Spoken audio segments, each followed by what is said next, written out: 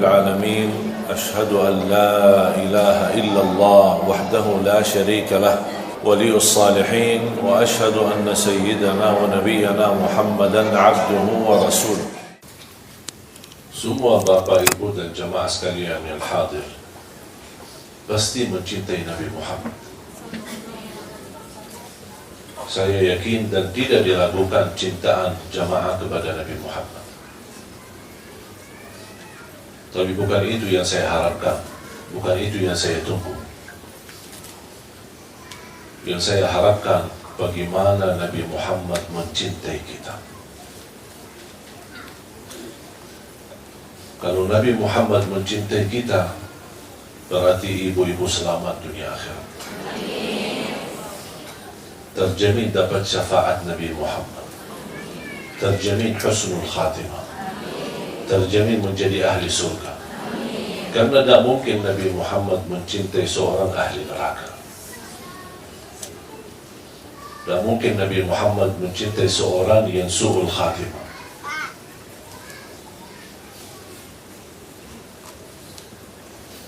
Kita aja membayangkan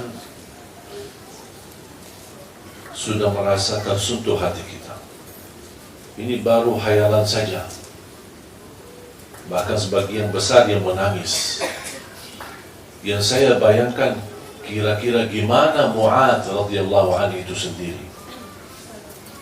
Dia bukan menghayalkan atau membayangkan. Dia langsung bertemu dan langsung mendengar dari mulutnya Nabi Muhammad SAW. Hei Mu'adz, aku mencintaimu.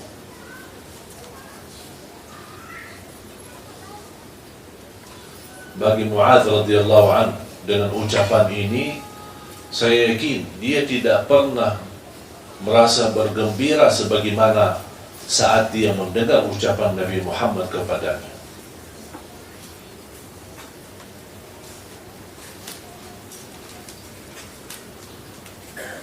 Dan termasuk Mu'adz bin Jabal, salah satu sahabat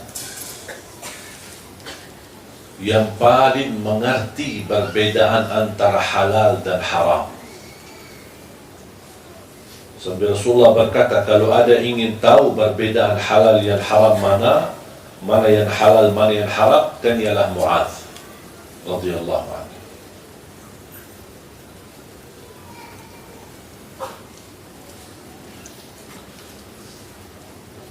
Mudah-mudahan kita semua bisa bergabung bersama Nabi Muhammad di hari kiamat. Menatap wajahnya, bisa kita menghantarkan orang tua bertemu dengan beliau sebagaimana yang dilakukan oleh Sayyidina Abu Bakar radhiyallahu anhu.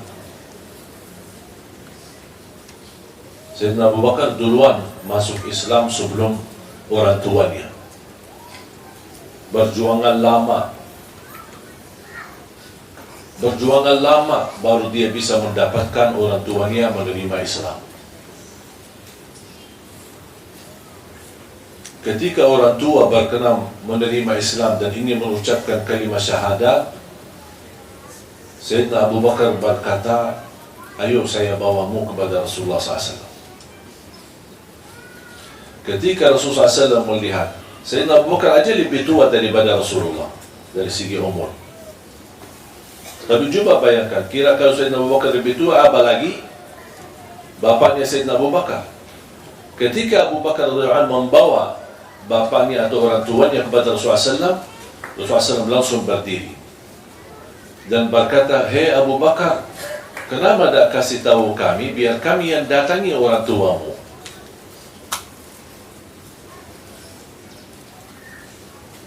Apa jawab Sayyidina Abu Bakar? Kamu jauh lebih mulia untuk didatangi daripada orang tua saya. Coba betapa Nabi Muhammad mencintai Sayyidina Abu Bakar mencintai Nabi Muhammad lebih daripada orang tuanya. Walaupun orang tuanya sakit-sakitan, cukup tua, cukup usia, tetapi tetap dia membawakan orang tuanya kepada Nabi Muhammad. Nabi Muhammad justru meminta Coba kalau Anda kasih tahu kami yang datang. Tidak apa-apa, kami datang. Itulah tawadhu Nabi Muhammad sallallahu alaihi wasallam.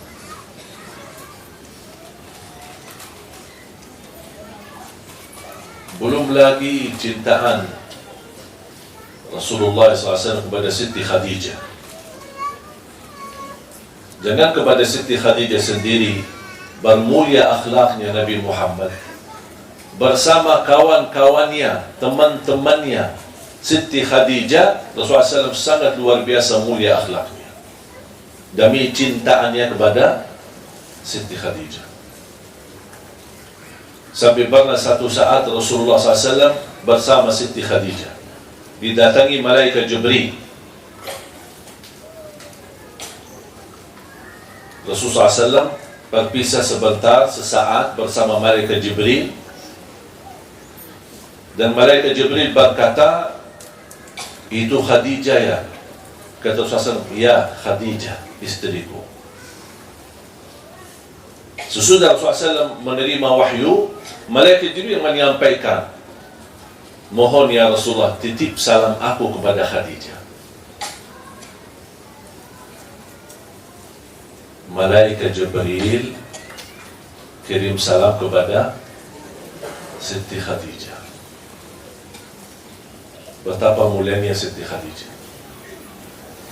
Pertama wanita yang memperjuangkan Islam di saat pertama wahyu turun. Pertama wanita yang menghabiskan hartanya untuk menolong Islam dan menolong Rasulullah SAW. Dan sebagian ulama, bahkan sebagian besar ulama berkata, kalau bukan perjuangan Siti Khadijah, kita tidak bisa kenal Islam. Fantas dapat titipan salam dari malaikat Jibril.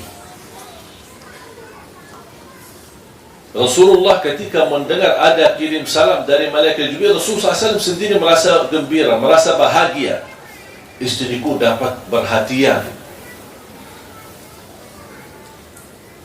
Sampai malaikat melihat Rasulullah SAW, terlihat kegembiraannya dan kesenangannya di wajahnya. Sambil malaikat menyampaikan, senang dengan penyampaian atau titipan salam kepada Siti Khadijah. Ini ada berita lagi. Sampaikan salam kepada Siti Khadijah dari Allah Subhanahu wa ta'ala.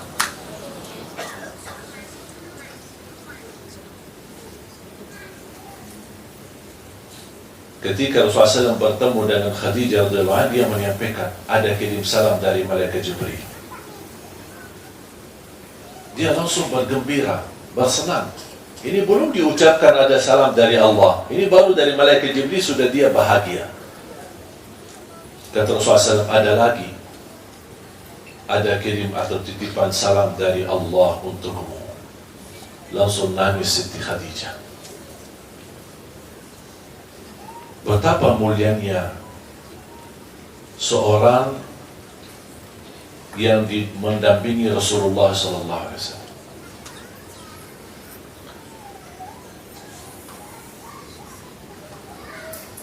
Belum lagi cerita cinta Nabi Muhammad kepada Aisyah radhiyallahu anha. Betapa luar biasa cintaan Nabi Muhammad SAW.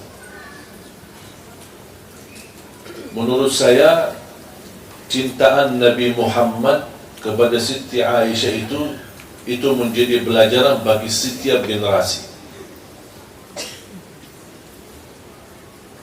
Cinta sejati, cinta yang tulus, cinta yang ikhlas.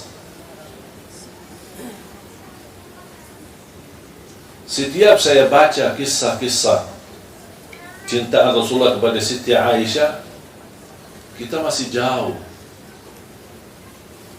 Masih jauh. Bukan manusia yang biasa yang bisa memuliakan seorang istri. Apalagi istrinya memiliki keturunan, memiliki anak-anak. Itulah cintaan yang menantarkan kata sakinah, mawaddah, warahmah. cintaan yang abadi, cintaan yang hakiki, yang kita semua mengharapkan. Bukan hanya cintaan suami kepada isteri atau cintaan isteri kepada suami. Bahkan kita harap lebih daripada itu semua. Walaupun ini menjadi salah satu langkah kita mencintai seorang karena Allah, bukan karena kelebihannya, bukan karena hartanya, bukan karena jabatannya. Yang membuat cintaan kita hakiki adalah karena cintaan kita kepada Allah Subhanahu wa ta'ala. Aku cinta istri karena Allah, aku mencintai anak-anakku karena Allah. Itu yang membuat saya menjaga cintaan itu menjadi abadi. Sampai kita akan datang satu saat, kalau kita bisa menjaga cintaan kita semuanya karena Allah Subhanahu wa ta'ala, akan datang satu saat kita mendengar berita gembira dari Allah Subhanahu wa ta'ala. Apa berita gembira dari Allah bagi orang yang mencintai sesama karena Allah? Apa itu orang tua kita? Apa itu keturunan kita? Apa itu suami kita, istri kita?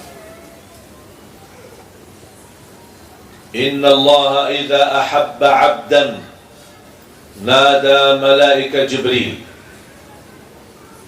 Kalau Allah mencintai seorang hamba, Allah tidak mungkin bisa mencintai kita sebelum ada bukti cintaan kita, segala cintaan kita karena Allah. Istilahnya, mesti kita memiliki cintaan yang menarik perhatian. Seolah-olah kita berkata, ya Allah, lihatlah aku ini. Aku orang hamba yang mencintaimu, mencintai Rasulmu, mencintai suamiku, mencintai anakku, mencintai agama, mencintai salat, mencintai ibadah, mencintai Quran. Semua cintaan ini karenamu ya Allah. Bukan hanya ucapannya, tapi perilaku kita akan dapat balasan dari Allah. Kalau Allah mencintai seorang, Allah panggil malaikat Jibril. Ya malaikat Jibril, aku mencintai fulan bin fulan, atau fulana binti fulan. Aku mencintai dia. Cintailah dia. Malaikat Jibril ikut mencintai dia. Kalau malaikat Jibril sudah mencintai orang tersebut, dia menyampaikan kepada malaikat dan seluruh makhluk yang ada di langit. Yang kita tidak tahu berapa jumlah besarnya jumlah malaikatnya, berapa nabi-nabi dan rasul yang ada di alam yang kita tidak tahu. Malaikat menyampaikan,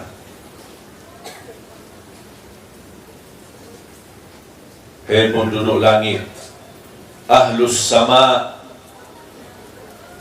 ahli langit, Allah mencintai fulan bin fulan, fulana binti fulan, dan aku mencintai mereka.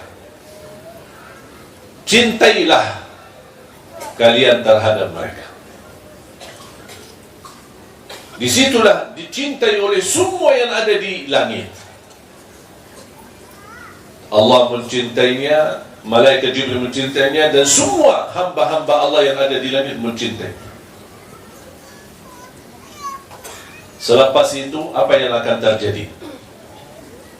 Kalau ahli langit mencintai kita, akan Allah wujudkan al-qabul di muka bumi. Kemanapun kita berada, disayangi orang, disenangi orang, dihormati orang, dimuliakan orang, dimanapun kita berada, biarpun kita ke negeri asing. Dan kadang-kadang kita di salah satu tempat, misal lagi jalan sama keluarga, mungkin di tanah suci, lagi umrah atau haji, atau lagi di satu tempat, misal lagi jalan-jalan kemana, ada satu kejadian, tiba-tiba ada orang kita tidak kenal datang menolong kita, menurusi kita, menantarkan kita, itu bukan sesuatu yang terjadi kebetulan. Mudah-mudahan menjadi tanda Allah mencintai kita. Makanya Allah menghantarkan orang yang mampu menolong kita. Banyak yang terjadi di muka bumi ini, ada tanda-tandanya, tapi tidak semua bisa mengerti tanda-tanda itu. Ketika pun kita memiliki kesalahan, memiliki kekurangan, dan kita mendapatkan ujian, jangan ada yang merasa Allah tidak mencintai saya lagi karena saya terus ujian, habis ujian lagi, selesai dari ujian jatuh kepada ujian lagi. Justru itu tanda Allah masih peduli kepada kita. Yang Allah tidak pedulikan orang yang tidak pernah Allah perhatikan, menjadikan hidupnya sia-sia, menjadikan hidupnya sengsara, tidak pernah diuji, dibiarkan begitu saja. Dalam keadaan senang dibiarkan, dalam keadaan apa dibiarkan sama Allah SWT. Itu yang paling bahaya. Tapi ketika kita diuji, justru tanda itu Allah masih ingat sama kita. Allah masih ingin memberikan teguran, tapi dengan cara Allah, supaya kita bisa muhasabah diri, bisa lebih dekat. Barangkali selama ini kita lebih tergantung kepada makhluk. Allah ingin melihat kebaikan kita. Kita orang yang baik, orang yang mulia, tetapi kok kenapa selama ini masih tergantung dengan makhluk? Allah kasih ujian supaya ujung-ujungnya apa? Yang anda sebutkan bukan hei fulan, fulana, tolonglah aku, tapi tidak, akan datang satu saat yang keluar dari hati dan ucapan lidah kita, ya Allah, tolonglah aku. Itu bisikan yang istimewa karena keluar dari tulus hati kita, ikhlas, dan itulah yang ditunggu oleh Allah Subhanahu wa ta'ala. Dan semakin mulia cintaan kita kepada Allah dan kepada segala sesuatu yang baik, kebaikan, perjuangan kepada Islam, kepada amal salih, kepada amal jariyah, kepada Al-Quran, kepada tahajud, kepada salat duha, kepada puasa sunnah, silatul rahim. Cintailah amal kebaikan, bukan karena diperintahkan, tapi kita mau melakukannya karena aku cinta mendekatkan diri kepada Allah Subhanahu wa ta'ala. Kalau kita aja dekat sama raja, atau sama orang pejabat tinggi, atau sama orang yang mulia, kita merasa berbahagia. Gimana kalau kira-kira kita menjadi orang yang dekat sama Allah? Berarti doa kita diijabah, hajat kita dikabulkan, masalah kita diangkat, apapun yang kita hadapi akan diselesaikan oleh Allah Subhanahu wa ta'ala, karena kita termasuk golongan yang dicintai Allah. Dan mungkin Allah mencintai seorang, tapi Allah membiarkan begitu saja.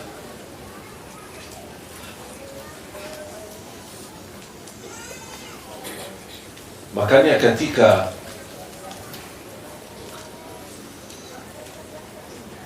saya bersalawat,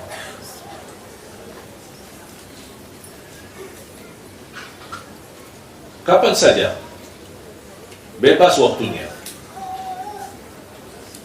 Saya ingat selalu bersabda Rasulullah sallallahu alaihi wasallam di hadis yang diriwayatkan Imam Muslim, barang siapa yang salawat kepadaku 1 kali, akan dibalas oleh Allah 10 kali rahmat.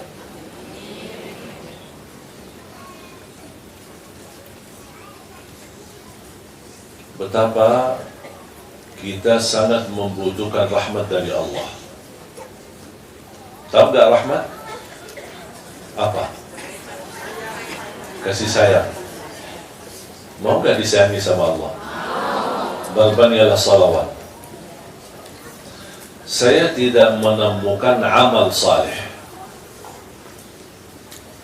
apa itu baca Quran, apa itu tahajud, apa itu puasa, apa itu amal jariah, banyak macam-macam amal saleh kan. Saya tidak pernah menemukan amal saleh yang lebih istimewa menjaminkan kasih sayangnya Allah kepada kita berlipat ganda selain salawat kepada Nabi Muhammad. Semakin banyak salawat, semakin tercurah banyak kasih sayangnya Allah kepada kita. Belum lagi kita terjamin dapat syafaat Nabi Muhammad. Belum lagi nama kita dikenal Nabi Muhammad, khususnya malam Jumat dan hari Jumat. Semakin banyak salawat kita, karena itu permintaan Nabi Muhammad, berbanyaklah salawat kepadaku hari Jumat dan malam Jumat, karena salawat kalian malam Jumat dan hari Jumat Allah hantarkanlah kepada aku. Berarti kalau ada malaikat yang membawa salawat kita, karena begitu banyak salawat kita kepada Rasulullah, pasti Rasul kenal sama kita. Karena tidak mungkin malaikat berkata, ini salawat dari Indonesia. Pasti malaikat berkata, ya Rasulullah, ini salawat fulana binti fulan. Jadi nama kita dikenal sama Rasulullah. Kalau nama kita dikenal sama Rasul, jangan khawatir. Nanti Rasul bakal cari kita nanti di hari kiamat. Karena dia sering mendengar nama kita. Sering. Kenapa dia sering dengar nama kita? Karena malaikat Jibril sering mendengar salawat kita, dan malaikat Jibril yang membawa nama kita kepada Rasulullah SAW.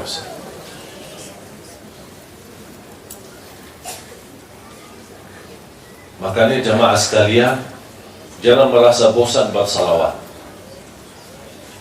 Sepanjang waktu, sepanjang saat, salawat menjaminkan husnul khatimah.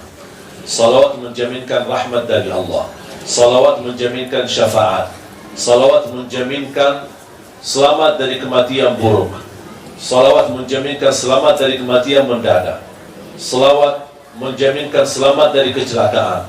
Salawat menjaminkan terkabul hajat kita. Salawat menjaminkan kita dekat posisi kita sama Rasulullah nanti di hari kiamat. Salawat kita semakin banyak besar pahalanya di sisi Allah. Diangkat derajat kita, dihapuskan dosa, terkabul hajat, terjamin doa kita diijabah oleh Allah Subhanahu wa taala. Dan setiap saya melakukan amalan, saya selalu rasakan ingin meniru Nabi Muhammad sallallahu alaihi wasallam. Saya berpakaian baju dalam maupun baju di luar, saya selalu gunakan tangan yang kanan dulu baru. Kenapa? Sunnah. Terus ada lagi? Karena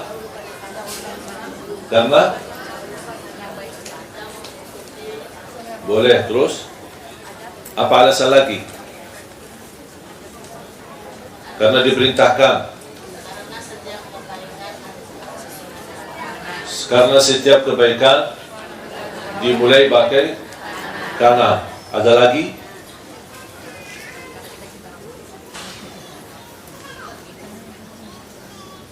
Saya harap mulai hari ini rubah pikiran itu semua.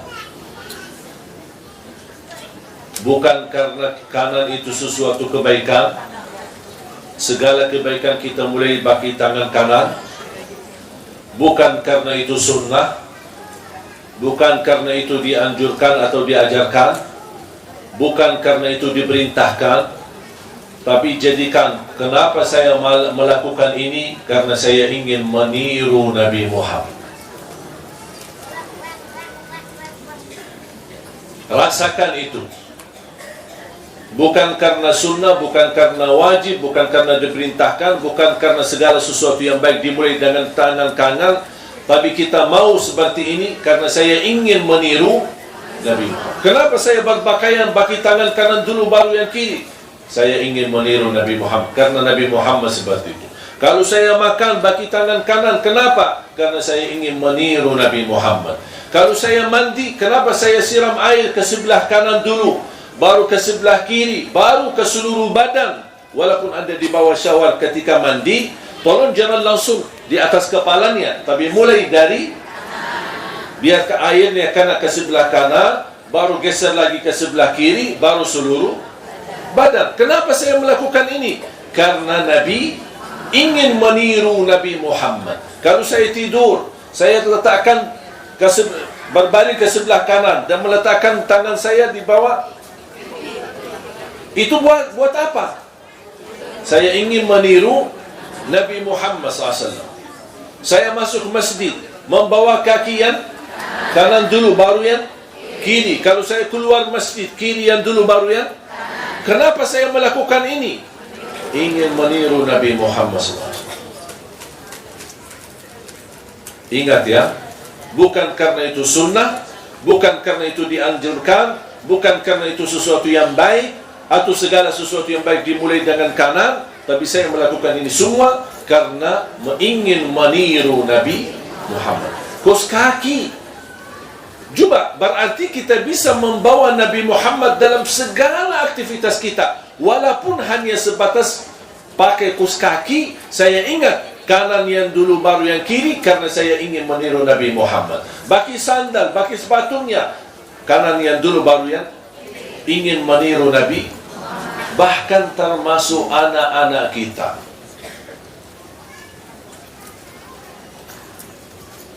Biasanya kalau kita memberi sesuatu kepada anak kita, namanya anak-anak, kadang-kadang dia menunjukkan tangan yang kiri. Apa itu, permen atau apa makanan, apa sajalah. Betul? Sering terjadi itu, anak-anak selalu menggunakan tangan yang kiri. Dan kita berkata apa? Mana tangan yang manis? Betul? Atau mana tangan yang bagus? Mana tangan yang baik? Boleh nggak kita rubahkan istilah mulai hari ini? Kalau anak kita mau ambil sesuatu, kita berkata, mana tangan yang dicintai Nabi Muhammad?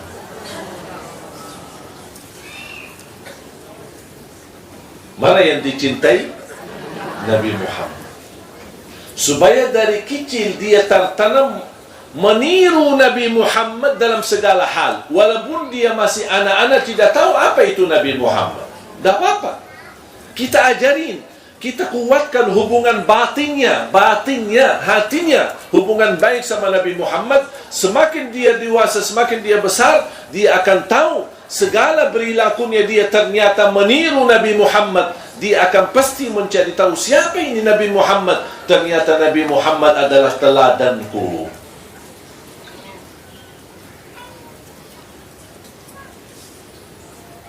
Kira-kira bisa? Ibu jamaah sekalian, kalau bisa ibu bertahan dan menjaga, ingin meniru Nabi Muhammad, ingin meniru Nabi Muhammad, ingin meniru Nabi Muhammad, dan kita bisa menjalani ibadah ini dengan perasaan ini selama 1 minggu, insya Allah ibu-ibu akan merasa jauh lebih indah hubungan batin kita sama Rasulullah. Akan terasa ketika kita bersalawat, ya Allah, selama ini saya salawat, tapi kok kali ini kok rasanya beda. Karena sudah ada ruh kita yang bersambung dengan ruh Nabi Muhammad SAW.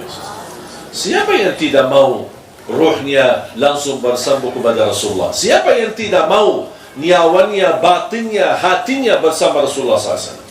Makanya kita wujudkan Rasulullah dalam hati kita, dalam kehidupan kita sehari-hari, kemanapun kita pergi. Apalagi melalui banyak salawat.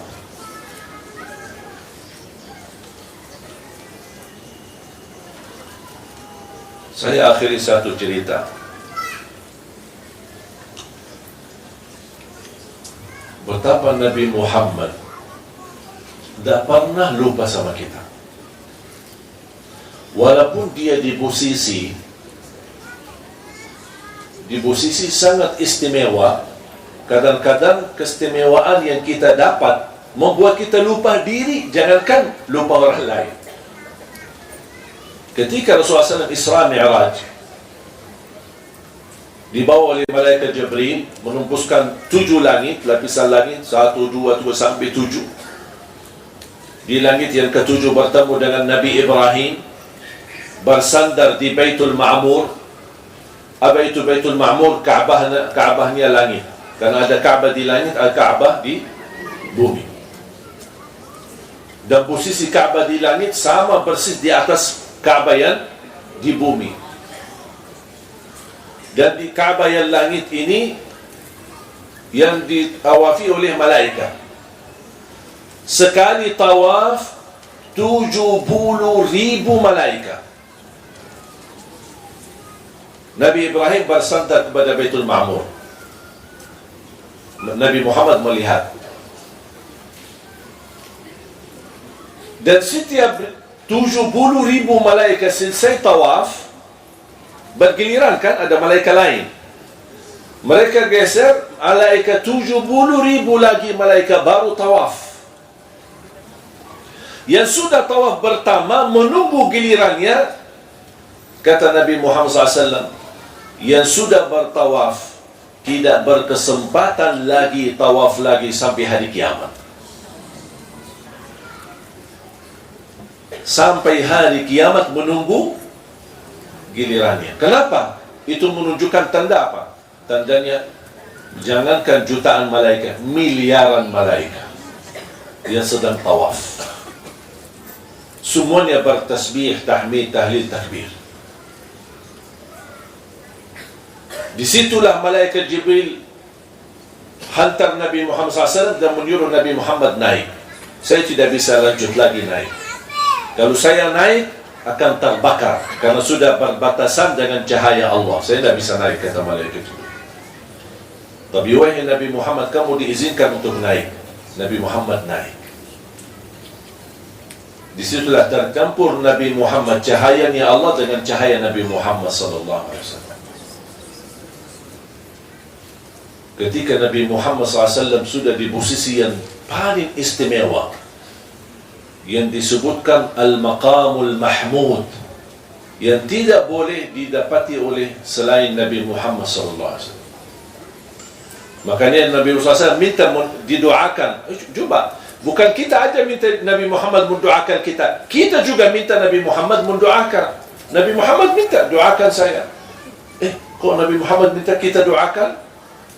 Dari mana kok bisa kita? Kita kan hamba biasa. Kok mana Nabi Muhammad minta kita doakan supaya dia tetap diberikan ke makam mahmud, darajat yang teristimewa nanti di hari kiamat. Apa doanya? Doa setelah azan.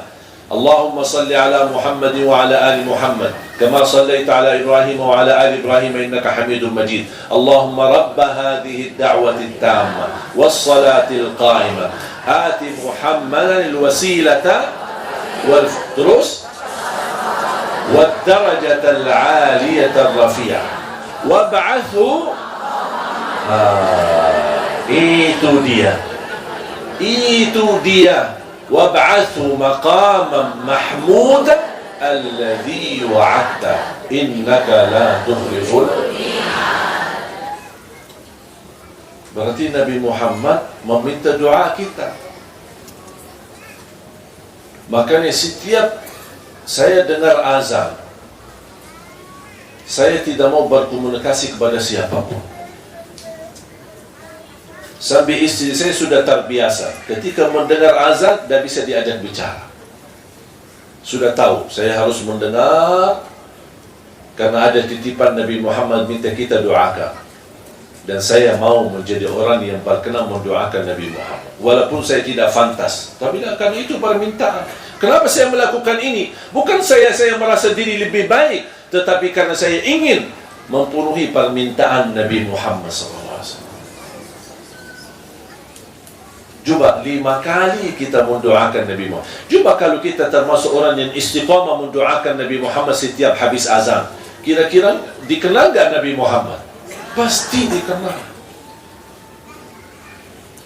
Makanya banyak orang menganggap ini memang doa biasa, kita semua hafal. Tapi pernah gak kita bawa perasaannya Nabi Muhammad yang minta kita doakan?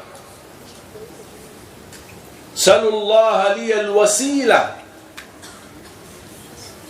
Memohon kepada Allah untuk aku wasilah. Apa itu wasilah? Wasilah itu adalah darajat yang tertinggi di sisi Allah untuk Nabi Muhammad SAW. Kan disebutkan dalam doa al-wasilata wal-fadilah.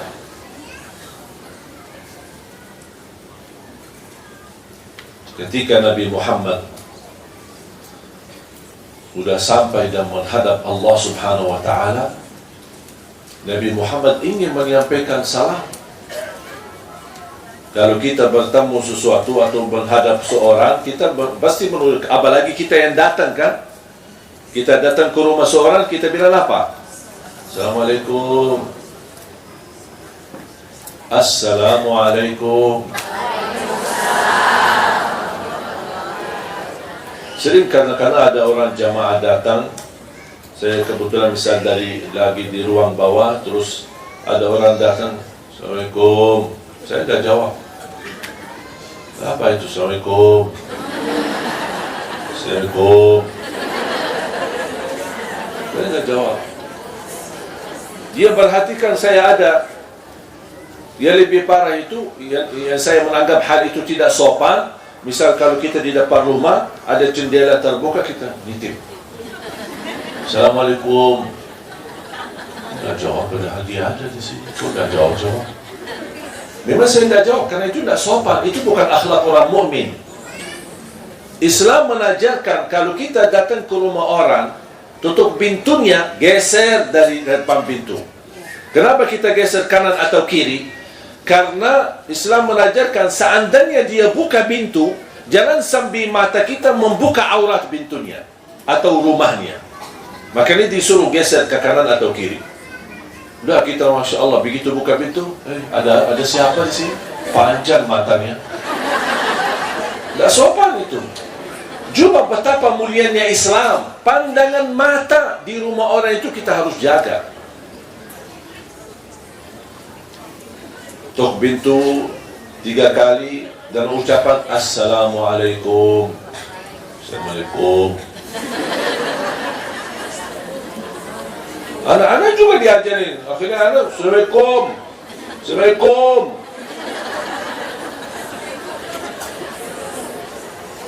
Mohon hal yang dianggap kecil semacam ini mohon diperhatikan.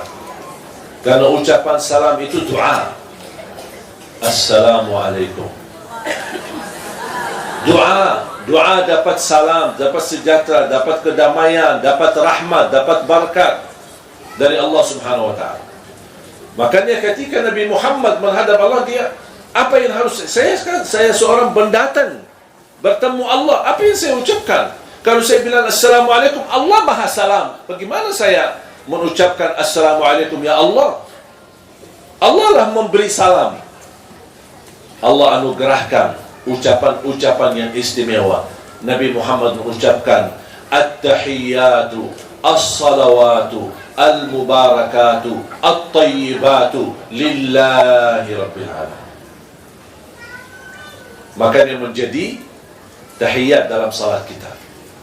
Itu pertama yang diucapkan oleh Nabi Muhammad SAW kepada Allah SWT.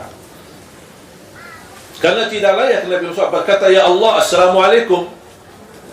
Maksudnya apa Assalamualaikum? Karena kepada kita sama-sama manusia boleh, tapi kalau kita sama Allah tidak boleh. Karena Allah Maha memberi salam. Bagaimana kita bilang Assalam kepada Allah? Makanya Allah anugerahkan ucapan itu kepada Nabi Muhammad. At-tahiyyatu, as-salawatu, at-tayyibatul mubarakat. Terus apa yang Allah jawab? Assalamu alayka ayyuhan nabiyyu wa rahmatullahi wa barakatuh.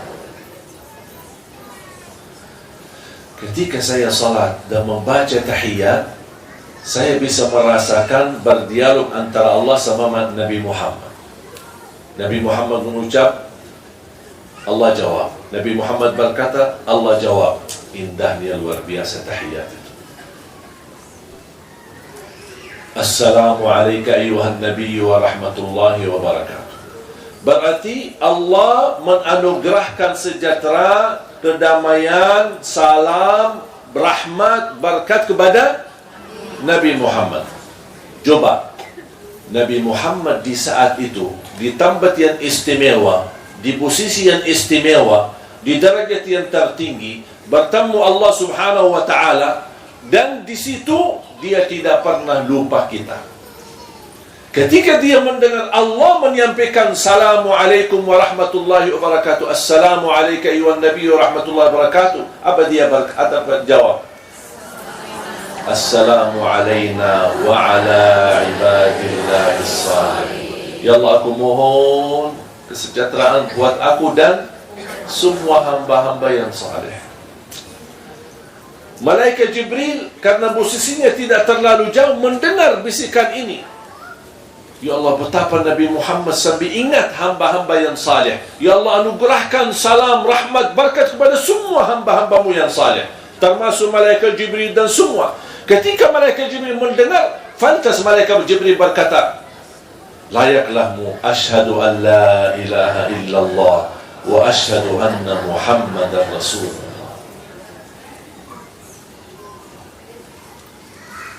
Itu pertama yang dianjurkan untuk kita baca dalam salat.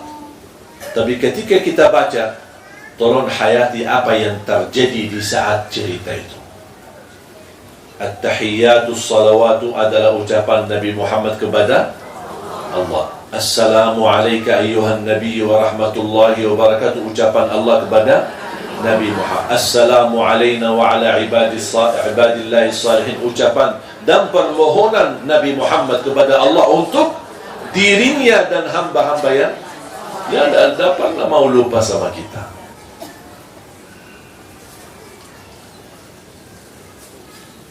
Makanya ketika turun ayat Inna Allaha wa malaikatahu yusalluna, karena pertama fardu salat ada tahiyat, tidak ada salawat, ada tahiyat sampai asyhadu an la ilaha illallah wa anna Muhammadar, yang disebutkan tahiyat awal, belum ada Allahumma salli ala Muhammad wa ala, sampai turunnya ayat Inna Allaha wa malaikatahu yusalluna ala nabi ya ayyuhalladzina amanu sallu alaihi wa sallimu. Di situ ada perintah, hei orang beriman, bersalawatlah kepada Nabi Muhammad dan bersalamlah taslima. Sahabat yang mengerti bahasa Arab, mereka belum bisa mengambil kesimpulan dari makna ayat itu. Mereka datang kepada Rasul, ya Rasulullah, kami sudah tahu dan kenal salam kepadamu, Assalamu alayka ayyuhan nabiy wa rahmatullahi wa barakatuh.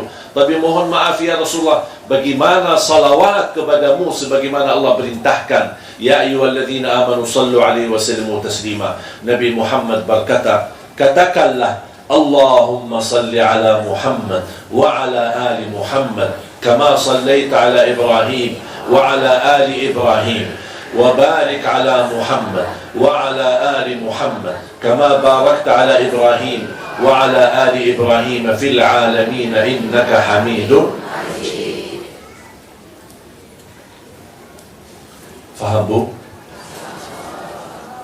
Bisa kira-kira mulai hari ini kita bisa hayati tahiyat, hayati salawat, segala yang kita jalankan dan kita lakukan selalu ingin meniru Nabi Muhammad. Di antaranya dalam beberapa bulan ini saya menggerakkan ada kata mut. Mungkin ibu-ibu pernah dengar. Apa itu mut? Saya dapat ijazah sanad, dan insyaAllah setiap jamaah memiliki mut ini. Kami mohon diberikan nama lengkap biar kami masukin dalam ijazah.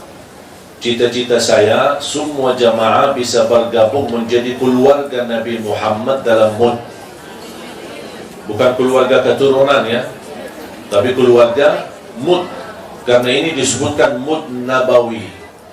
Mud nabawi. Apa itu mud?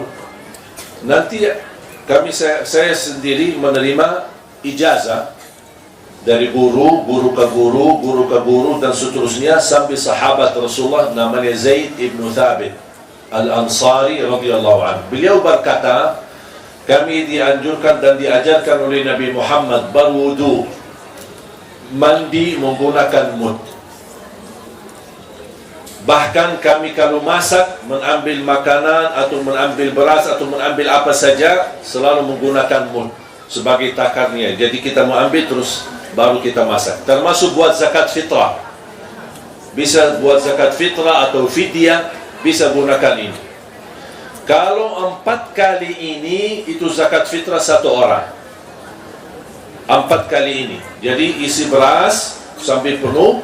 Walaupun ada yang tumbang tidak apa-apa, tapi semaksimalnya kita penuh, baru 4 kali sudah menjadi ukuran untuk zakat fitrah untuk 1 orang. 4 kali ini. Kalau Rasulullah berwudu, cukup 1 ini. Memang mungkin ibu-ibu membayangkan, kecil banget ini. Cukup nggak kita wudu? Cukup. Bahkan lebih daripada cukup. Kalau saya pribadi wudu, cukup separuh mud ini.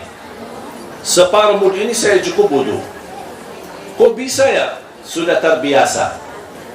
Kalau ibu-ibu terbiasa, insya Allah bisa. Ini pertama, kita meniru Nabi Muhammad. Yang kedua, menghemati air. Karena Nabi SAW menajarkan, jangan mubazzir air, walaupun anda wudu di atas sungai. Sungai mengalir, kita tak boleh mubazzir air. Walaupun sungai, banyak air. Sekarang kadang-kadang kita masuk masjid melihat orang-orang wudu, semua bajunya basah. Begitu keluar, Pak ini baru habis mandi atau habis wudu. Karena terlalu mubazzir air. Saya senang di Malaysia ada beberapa masjid, air itu otomatis. Jadi kita begitu sentuh baki tangan, dia nyala. Kalau kita menjauh, kita mati airnya. Itu bagus sebenarnya. Kalau bisa dilakukan di seluruh, jalankan di seluruh masjid. Bahkan kalau boleh di seluruh rumah. Kita mau wudu, itu keluar, jauhkan tangan, mati airnya. Angkat, ambil sedikit, cuci muka, mati airnya. Angkat kakinya, cuci kakinya, keluarkan, mati airnya. Itu namanya hemati air terpaksa. Makanya belajar. Nanti ada videonya di YouTube, ada videonya cara praktis. Saya sudah buat video sama adik saya, Syekh Muhammad. Kita praktik wudu. Bagaimana cara wudu menggunakan mud. Setiap jamaah yang memiliki mud ini, insyaAllah kita mohon diberikan nama, biar saya buatkan sertifikat. Masing-masing jamaah akan dapat ijazah. Nanti namanya akan tersusun, insyaAllah bergabung dengan keluarga Nabi Muhammad SAW dalam mud. Kalau mandi, ada orang berkata, apalagi ibu-ibu, rambutnya panjang, terus pakai shampoo, pakai balsam, pakai apa, macam-macam. Pokoknya gimana ya cara, mana cukup ini mud buat kita mandi? Udah, begini. Karena Rasulullah SAW berdoa, Allahumma barik lana fi sa'ina wa fi muddina. Ya Allah, berkahi sa' kami, berkahi mud kami. Supaya kita dapat berkahnya, ibu-ibu boleh mandi, bagi semua segala yang biasa dipakai, silahkan semua. Sudah pas ujungnya, habis sudah bersihkan sabunnya, sudah bersih semua, sudah ujungnya mau habis, ambil 4 kali ini air, siram. 4 kali. Buat apa? Supaya kita dapat keberkahan doa Nabi Muhammad SAW. Alhamdulillah saya di rumah punya 2. 1 buat minum, 1 buat wudu dan mandi. Setiap saya minum, saya selalu gunakan ini. Kalau minum panas, saya tumbahkan di sini, baru saya tumbahkan ke dalam gelas. Atau itu teh, atau kopi, atau apa saja. Kenapa? Karena saya ingin mendapatkan keberkahan yang disebutkan oleh Nabi Muhammad SAW. Paham? Mudah-mudahan menjadi salah satu usaha ikhtiar kita. Pertama, dapat sanad dan ijazah, dan sekaligus kita bisa praktik meniru Nabi Muhammad, walaupun hanya minimal dalam berwudu dan juga dalam mandi. Mudah-mudahan insyaAllah membawa berkah bagi kita semua. Bismillahirrahmanirrahim. Alhamdulillahi Rabbil Alamin. Allahumma salli ala Sayyidina Muhammad wa ala ahli Sayyidina Muhammad. Ya Allah, anugerahkan kepada kami hidayah, agar kami mampu istiqamah di atas jalan yang lurus. Hidupkanlah kami dalam keadaan iman, wafatkanlah kami dalam keadaan Islam. Kumpulkanlah kami bersama hamba-hambamu yang saleh-saleh. Akhiri hayat kami dengan husnul khatimah. Ya Allah, kami mohon, angkatlah derajat kami agar kami mampu mencintai-Mu setulus hati kami, mencintai agamamu, mencintai Rasul-Mu, mencintai Al-Quran, mencintai semua hamba-hamba yang saleh-saleh. Ya Allah, jadikan cintaan ini mengantarkan kami bahagia selamat dunia akhirat, mengantarkan kami mendapatkan syafaat Nabi Muhammad, mengantarkan kami memperoleh derajat yang tertinggi dalam surga-Mu ya Allah.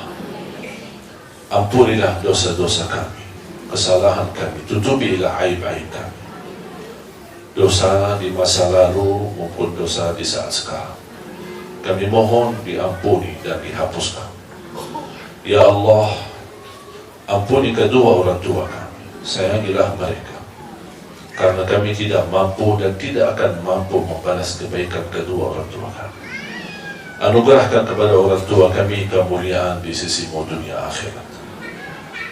Anugerahkan kepada kami keturunan anak dan cucu saleh-saleh, anak dan cucu penghafal Al-Quran. Anugerahkan kepada kami suami yang mampu memimpin kami dalam agama, yang mampu membawa kami menjadi wanita yang takwa, wanita yang salih, mampu menjadi imam yang bertanggung jawab. Birahmatika ya arhamar rahim. Anugerahkan ya Allah kepada kami rumah tangga sakinah, mawaddah, warahmah, bahagia selamat dunia akhirat. اغفر لنا وللمسلمين والمسلمات والمؤمنين والمؤمنات الأحياء منهم والأموات. Jadikan pertemuan ini membawa ilmu bermanfaat bagi kami. Berikan kepada kami kemampuan istiqamah untuk mengamalkan. Ya Allah, atas izin-Mu, kami bersama-sama kumpul di Masjid Bani Umar ini. Berilah kepada kami ya Allah anugerah-Mu untuk bersama-sama bertemu kembali di dalam surga-Mu ya Allah, bersama Nabi Muhammad sallallahu alaihi wasallam. Rabbana taqabbal minna innaka antas samiul alim wa tub alaina innaka antat tawwabur rahim. Rabbana atina fid dunya hasanah wa fil akhirati hasanah wa qina adzaban nar. Wa sallallahu ala sayyidina wa nabiyyina Muhammadin wa ala alihi wa sahbihi wa baraka wa sallam. Walhamdulillahi rabbil alamin.